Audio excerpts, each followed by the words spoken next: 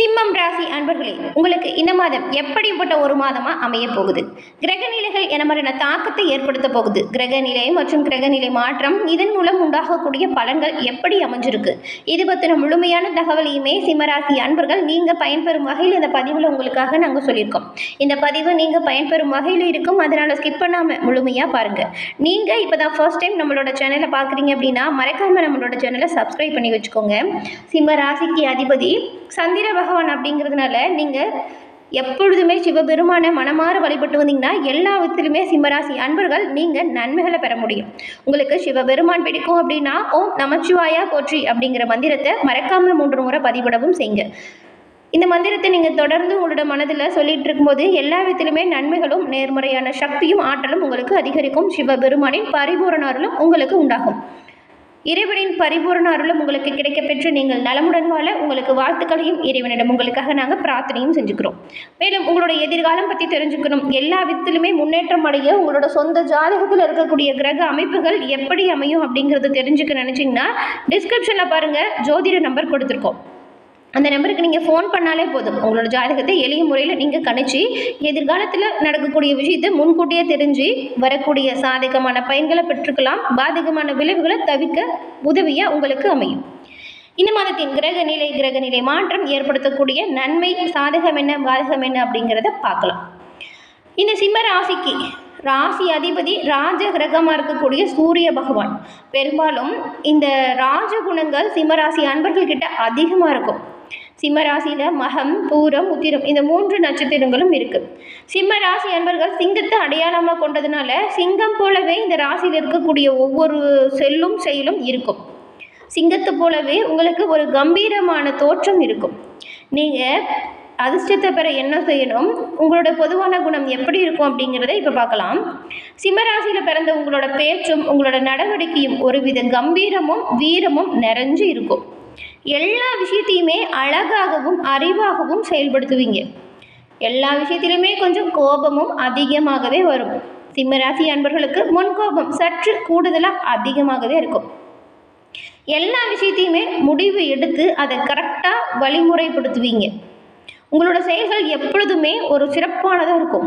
அதாவது எந்த ஒரு விஷயத்துலையுமே முன் வச்ச காலை பின் வைக்கக்கூடாது அப்படிங்கிறதுல கவனமாக இருப்பீங்க. யார் சொன்னாலும் பின் வைக்கவும் மாட்டீங்க. சிம்மராசி அன்பர்களோட சிந்தனை, செயல், சொல் இது எல்லா விஷயத்துலையுமே ரொம்பவுமே சிறப்பானதாக இருக்கும். யாருமே எதுவுமே உங்களை குறை சொல்லக்கூடாது அப்படிங்கிறதுல கவனமாக இருப்பீங்க.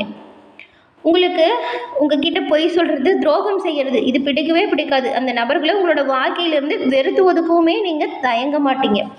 எதிரிகளை கூட மன்னிப்பீங்க, ஆனால் துரோகியை மன்னிக்கவே மாட்டீங்க. உங்களுடைய உணவு பழக்க வழக்கத்தை பொறுத்த வரைக்கும் சூடாகவும் சுவையாகவும் இருக்கணும் அப்படின்னு நினைப்பீங்க.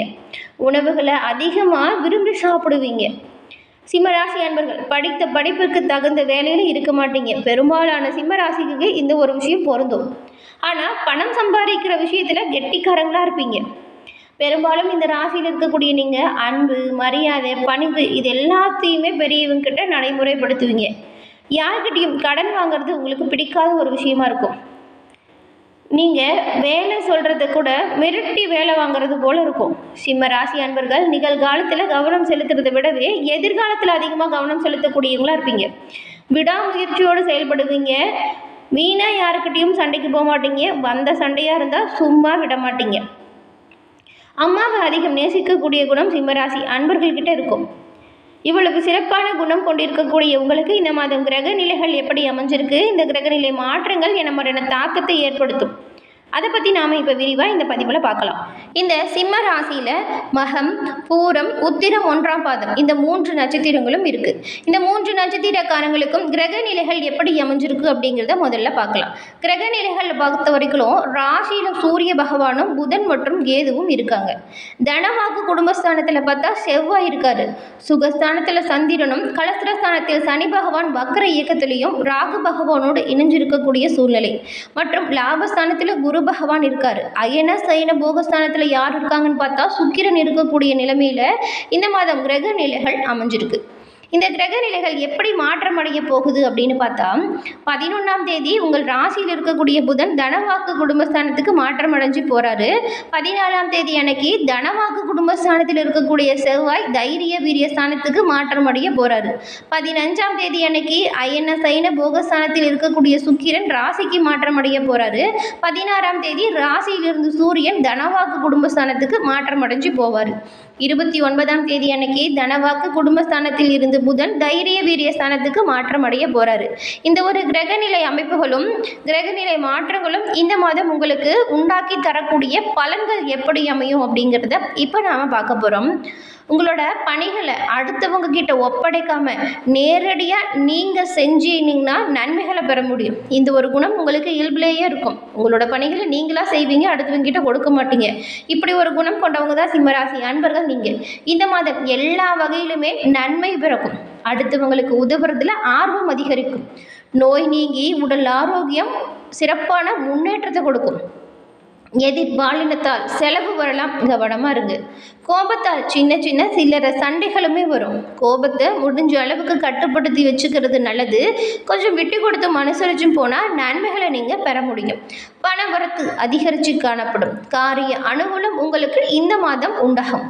சிவபெருமானின் பரிபூர்ண அருளும் கிடைக்கும். நன்மை நல்லது உண்டாகும். மற்றும் தொழில் வியாபாரத்தில் இருந்த மந்தமான நிலை இப்பொழுது மாறும். ரொம்பவுமே சுறுசுறுப்பாக நீங்கள் செயல்பட போகிறீங்க. விற்பனை அதிகரிக்கும். பழைய பாக்கிகள் வசூலாகும். பழைய பாக்கிகள் ரொம்ப நாளாக நிலுவையில் இருந்தாலுமே அந்த பாக்கி வசூலாகிறதுல வேகம் சூடு பிடிக்கும். உத்தியோகத்தில் இருக்கக்கூடியவங்க உங்களுடைய புத்தி சாதுரியத்தால் உங்களுடைய அனைத்து வேலைகளையுமே திறமையாக செஞ்சு முடித்து பாராட்டும் பெற போகிறீங்க. உங்களுக்கு பதவி உயர்வு உண்டாகும். எல்லா விஷயத்திலுமே நன்மை நல்லது கிடைக்கும். குடும்பத்தில் நிம்மதியான சூழல் உருவாகும். விருந்து நிகழ்ச்சியில் குடும்பத்தோடு கலந்து கொண்டு மகிழ்ச்சி அடைஞ்சு போகிறீங்க. நல்ல ஒரு இன்பமான தருணத்தை அனுபவிக்க போகிறீங்க.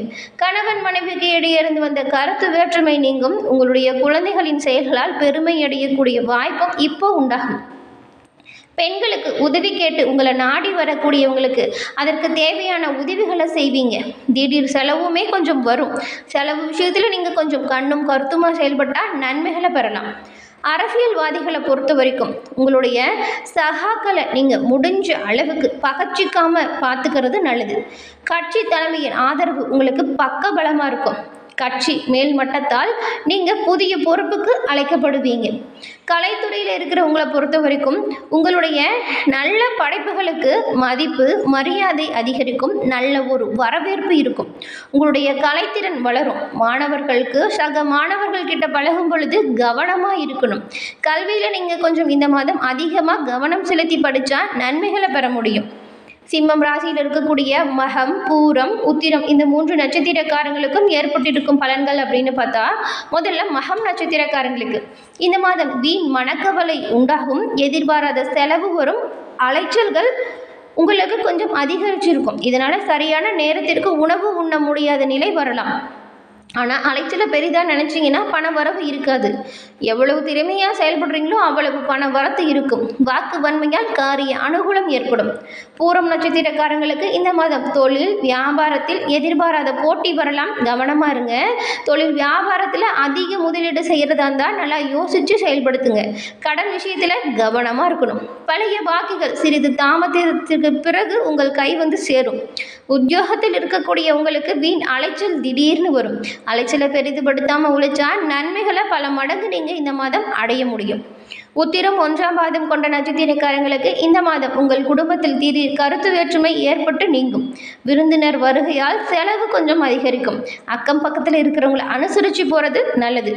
வாகனத்தில் செல்லும் பொழுதும் ரொம்ப தூரம் பயணம் செய்கிறதா இருந்தாலுமே கவனமாக இருக்கணும். உங்களோட கைப்பொருட்களை கவனமாகவும் பத்திரமாகவும் வச்சுக்கணும். இந்த மாதம் உங்களுக்கு வரவிருக்கக்கூடிய அனைத்து வித பிரச்சனைகளும் தீரணும் அப்படின்னா இந்த ஒரு விஷயத்தை பரிகாரமாக செய்யுங்க. நல்லது உண்டாகும்.